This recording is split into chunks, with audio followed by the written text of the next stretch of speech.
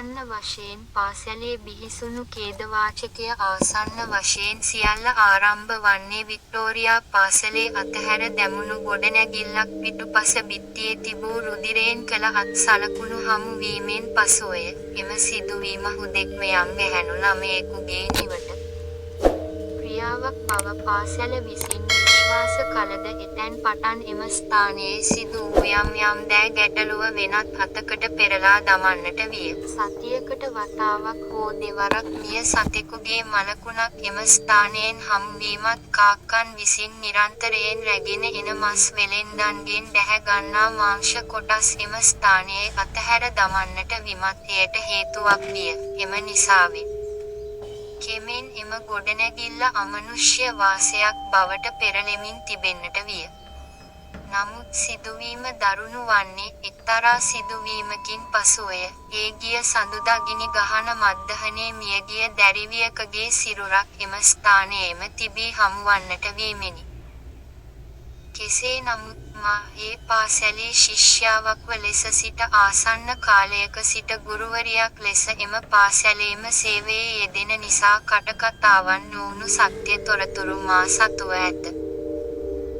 ඒ තොරතුරු අතර වූ වැදගත් වූ මෙන්ම ආන්දෝලනාත්මක වූ යමක් නම් මියගිය දැරිවියගේ මරණ පරීක්ෂණයයි. සතියකට ආසන්න කාලයක් කෙතරම් පරීක්ෂණ කෙරුණද දැරිවියගේ මරණය ඝාතනයක් යයි පැහැදිලි කළ හැකි කිසිදු සාක්ෂියක් හමු නොවූ අතර එය හෘදය අක්‍රමවත් වීමෙන් වූ ස්වභාවික මරණයක් බවට තහවුරු කරන්නට විය.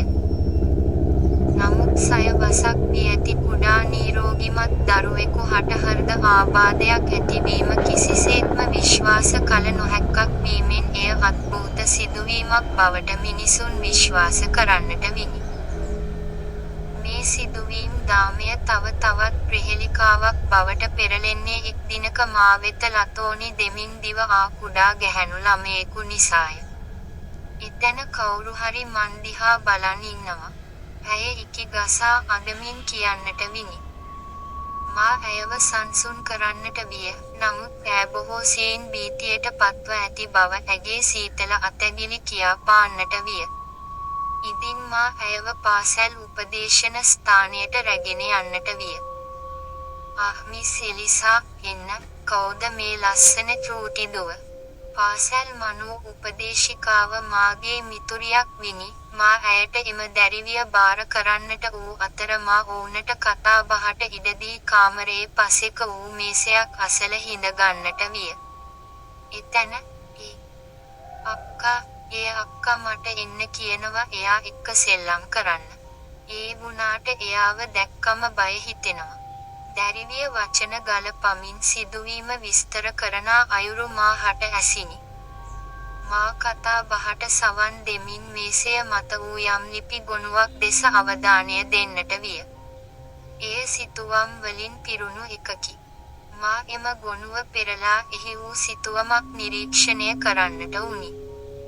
එහි වූයේ කුඩා දරුවෙකු විසින් හැඳ දැමූ පාසැල් නිල හැඳුම හැඳ සිටි ගැහැණු ළමයෙකුගේ රුවකි. නමුත් එය හුදෙක් සාමාන්‍ය ගැහැණු ළමයෙකු නොවුන අතර ඈගේ නිල ඇඳුමත් අත්වලත් රතු පැහැයෙන් රුධිරය සනිටු වහන් කර තිබීමත් සිතුවමට ගෙන ආවේ බිය ජනක හැඟීමකි. එලිසා, මේ ඔබ රැගෙන ආ දරුවා වගේ තවත් පොඩි දරුවන් කිහිප දෙනෙක්ම මේ සිදුවීම මේ විදියටම මට කියලා තියෙනවා. ඒ ළමයි ඇඳපු සිතුවම් තමයි මේ. එකවරම මා වෙත පැමිණ මගේ මිතුරු උපදේශිකාව මිස් ලවන්‍යා කියන්නට විනි. ඈ එසේ පවසමින් ලිපි ගොනුවේ වූ තවත් සිතුවම් මා හට පෙන්වන්නට විය. මා ඒවා එකිනෙක නිරීක්ෂණය කරන්නට වුණි. පුදුමයකි. ඔවුන් සියල්ලම ඇඳ තිබුණේ බොහෝ සෙයින් එකිනෙකට සමාන වූ රුධිරයෙන් නැහැණු ගැහැණු ළමයෙකුගේ රුවක්ය.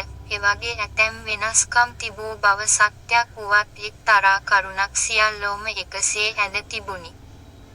ඒ ගැහැණු ළමයාගේ කොට හිස් කලවයි. කුඩා දරුවෝ ඉක්මනින් යම් දේවල් විශ්වාස කරනවා. කවුරුන් හෝ මේ ගැහැණු ළමයා දුටු බවට කියු කතාවක් නිසා ඔවුනුත් එය විශ්වාස කරන්න අරන් මෙයට මනෝවිද්‍යාවේ කියන්නේ කලෙක්ටිව් ඩිලූෂන් කියලා. මිස් ලවන්‍ය සිතුවම් එකිනෙක මේසය මත හසුරමින් කියන්නට වුණි.